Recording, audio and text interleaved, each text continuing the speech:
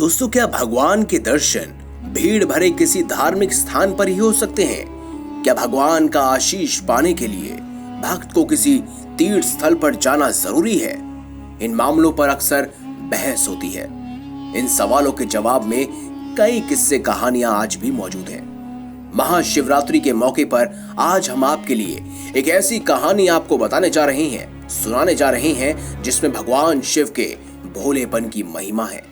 आप भी सुनिए हमारे साथ और जाने भोले के मन में भक्तों और उनकी भक्ति को लेकर क्या विचार है। आप देख रहे हैं महादेव दर्शन। ये बात है 2009 की। 23 फरवरी का दिन था। महाशिवरात्रि का मौका था। सतना गांव के लोग रात में ही एक सिद्ध मंदिर में जाने की तैयारी करने लगे। लोग आपस में चर्चा कर रहे थे कि इस मौके पर भगवान शिव के दर्शन हो जाएं तो रुके काम भी चल पड़ेंगे और बिगड़े काम भी सुधर जाएंगे। सबने आधी रात में ही गांव से बैलगाड़ी लेकर चलने की तैयारी कर ली थी। उस मंदिर में दूर दूर से लोग आते थे और कल महाशिवरात्रि पर भीड़ ज्यादा होगी, इसीलिए आधी रात से तैयारी जारी थी। सबकी अपनी अपनी परेशानी थी, पर फिर भी सब भोले के दर्शन करके अपने दुख दूर करना चाहते थे। गांव से 10 बैलगाड़ी जा रही थी। कालू नामक एक लोहार भी जाना चाहता था, लेकिन किसी बैलगाड़ी पर उसे जगह नहीं मिली। लेकिन उसने ठान लिया कि कुछ भी हो जाए वो भगवान शिव के दर्शन तो जरूर करेगा। हालांकि कालू की कोई मन्नत नहीं थी, लेकिन वह भगवान शिव के दर्शन से अपना जन्म सफल करना चाहता था, तो वो पैदल ही चल पड़ा। कालू आधी रात से ही चल रहा था और कुछ ही देर में सुबह हो चली थी। रात में तो पता नहीं चला, लेकिन जैसे जैसे धूप तेज होती गई उसकी भूख प्यास से थकान दोगुनी होती जा रही थी। ऊपर से रास्ता जैसे उबड़ खाबड़ हो। जितना कालू चलता ऐसा लगता जैसे दूरी और बढ़ जाती है। भूख प्यास से व्याकुल कालू के तलवे में छाले पड़ गए थे। खून रिश्ते पैरों में मिट्टी चिपक गई थी। पसीने से बेहाल हो गया था। ऐसा लगता जैसे अभी गिर पड़ेगा। जब कालू दोपहर में मंदिर पहुंचा तो उसने देखा कि महादेव के मंदिर में श्रद्धालुओं की भीड़ इतनी थी कि रात तक दर्शन हो जाए तो बहुत बड़ी बात थी। लोग आते जा रहे थे। धक्का मुक्की में बार बार वह लाइन से बाहर हो जाता, फिर भी लाइन में लगना उसे पड़ता था। एक बार तो भीड़ की धक्का मुक्की ने उसे आधे रास्ते लाइन से बाहर धकेल दिया। दोस्तों, लाइन से बाहर होते ही वह गिरकर बेहोश हो गया। कालू को होश आया तो उसने देखा कि उसके पीछे लाइन और लंबी हो चुकी है। थकान और प्यास तो थी ही, पर उसकी हिम्मत भी जाती जा रही थी। वहीं से लेटे लेटे भगवान शिव को उसने दंडवत किया और भगवान से क्षमा मांगकर घर की ओर वापस चल पड़ा। दिन था तो उसने छोटा रास्ता पकड़ लिया। ये रास्ता जंगल और खेतों से होता हुआ जा रहा था। जंगल खत्म होने के बाद जहां से खेत शुरू होते हैं, वहां झाड़ियों में एक प्राचीन भगवान शिव का मंदिर था।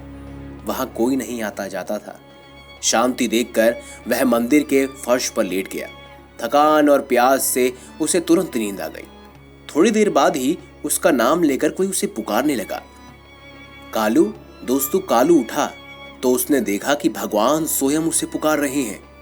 उठते ही वह भगवान शिव के चरणों में दंडवत हो गया। उसने पूछा, भगवान आप यहाँ? भगवान ने मुस्कुराते हुए कहा, हाँ, मैं तो यही हूं। तुम यहाँ कैसे? उसने एक ही सांस में अपनी सारी आप बीती महादेव को सुना दी। बोले, आपके दर्शन नहीं पाए, इसीलिए निराश थका हारा यहाँ शांति देखकर लेट गया था। लेकिन महादेव, अगर आप यहाँ हैं तो भक्त वहाँ किसके दर्शन कर रहे हैं? महादेव कालू को बोलते हैं, इतनी भीड़ में भला कौन रह सकता है? महादेव बोले कि एक भगवान या दिव्य शक्ति की ऊर्जा एक सिद्ध मंदिर तक ही एकत्रित नहीं रहती। हमारी जगह हमारे भक्तों के दिल में रहती है। आपका शरीर, आपकी आत्मा ही आपका मंदिर है। आप चाहें तो आप हमारे अंदर भी वास कर लेते हैं। अपनी आत्मा का ख्याल रखा करो, उसे पवित्र बनाओ। मेरे पास अधिकतर भक्त एक समझौते के साथ आते हैं, हमारे लिए ये कर दीजिए, हमारे लिए वो कर दीजिए।